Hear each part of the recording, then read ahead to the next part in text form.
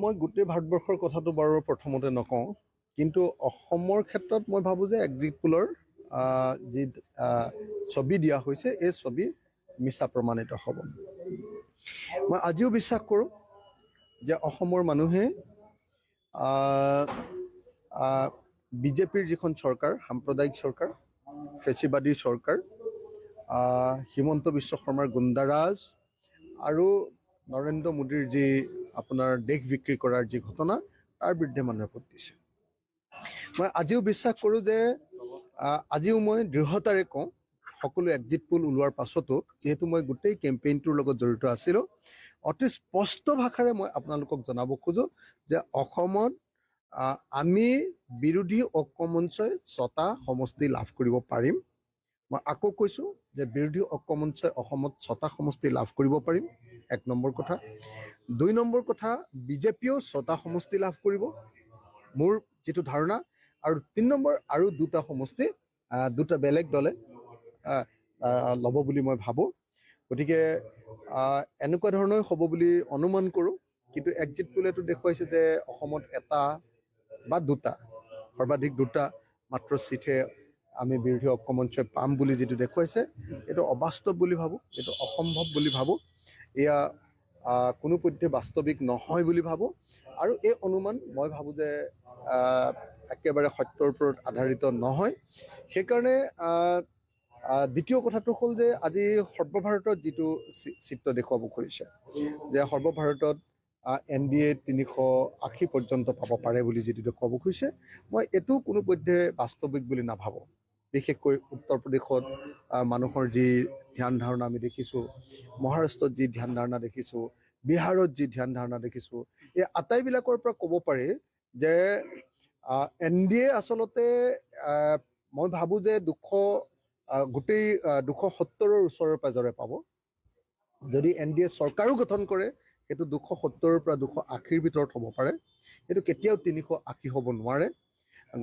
সেই যিটো exit pole কৰিছে, সেইকাৰণে এইটো অবাস্তৱ বুলি ভাবোঁ, বাস্তৱসন্মত নহয় বুলি ভাবোঁ।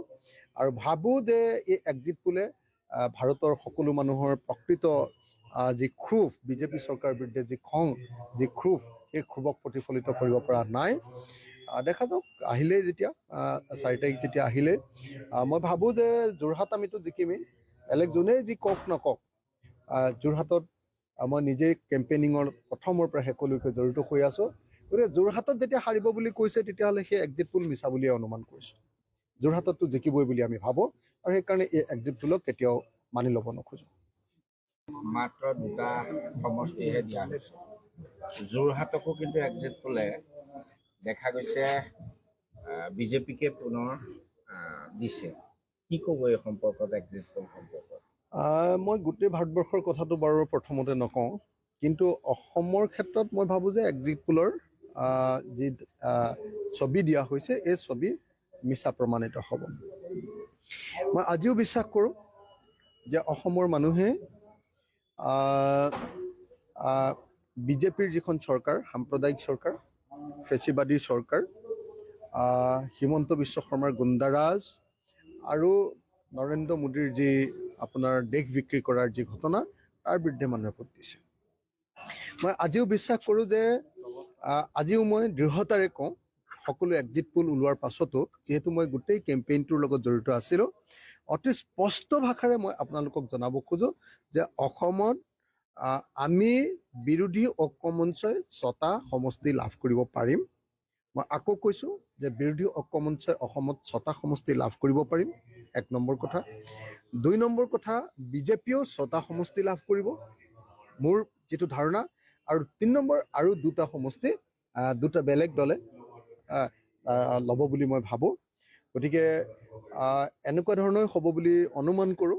কিন্তু এক্সিট পোলেতো দেখুৱাইছে যে অসমত 1টা বা 2টা, সৰ্বাধিক 2টা মাত্ৰ চিটহে আমি বিৰোধী ঐক্য মঞ্চই পাম বুলি যিটো দেখুৱাইছে, এইটো অবাস্তৱ বুলি ভাবোঁ, এইটো অসম্ভৱ বুলি ভাবোঁ, এয়া কোনোপধ্যে বাস্তৱিক নহয় বুলি ভাবোঁ। আৰু এই অনুমান মই ভাবোঁ যে একেবাৰে সত্যৰ ওপৰত আধাৰিত নহয়। সেইকাৰণে দ্বিতীয় কথাটো হ'ল যে আজি সৰ্বভাৰতত যিটো চিত্ৰ দেখুৱাব খুজিছে, যে সৰ্বভাৰতত NDA 380 পৰ্যন্ত পাব পাৰে বুলি যিটো ক'ব খুজিছে মই এইটো কোনো পধ্যে বাস্তৱিক বুলি নাভাবোঁ বিশেষকৈ উত্তৰ প্ৰদেশত মানুহৰ যি ধ্যান ধাৰণা আমি দেখিছোঁ মহাৰাষ্ট্ৰত যি ধ্যান ধাৰণা দেখিছোঁ বিহাৰত যি ধ্যান ধাৰণা দেখিছোঁ এই আটাইবিলাকৰ পৰা ক'ব পাৰি যে NDA আচলতে মই ভাবোঁ যে গোটেই 270ৰ ওচৰৰ পাজৰে পাব যদি NDA চৰকাৰো গঠন কৰে সেইটো 270ৰ পৰা 280ৰ ভিতৰত হ'ব পাৰে সেইটো কেতিয়াও 380 হ'ব নোৱাৰে সেই যিটো এক্সিট পোল কৰিছে সেইকাৰণে এইটো অবাস্তৱ বুলি ভাবোঁ বাস্তৱসন্মত নহয় বুলি ভাবোঁ আৰু ভাবোঁ যে এই এক্সিট পোলে ভাৰতৰ সকলো মানুহৰ প্ৰকৃত যি ক্ষোভ বিজেপি চৰকাৰৰ বিৰুদ্ধে যি খং যি ক্ষোভ এই ক্ষোভক প্ৰতিফলিত কৰিব পৰা নাই দেখা যাওক আহিলে যেতিয়া 4 তাৰিখ যেতিয়া আহিলে মই ভাবোঁ যে যোৰহাট আমিতো জিকিমেই বেলেগ যোনে যি কওক নকওক যোৰহাটত মই নিজেই কেম্পেইনিঙৰ প্ৰথমৰ পৰা শেষলৈকে জড়িত হৈ আছোঁ গতিকে যোৰহাটত যেতিয়া হাৰিব বুলি কৈছে তেতিয়াহ'লে সেই এক্সিট পোল মিছা বুলিয়ে অনুমান কৰিছোঁ যোৰহাটততো জিকিবই বুলি আমি ভাবোঁ আৰু সেইকাৰণে এই এক্সিট পোলক কেতিয়াও মানি ল'ব নোখোজোঁ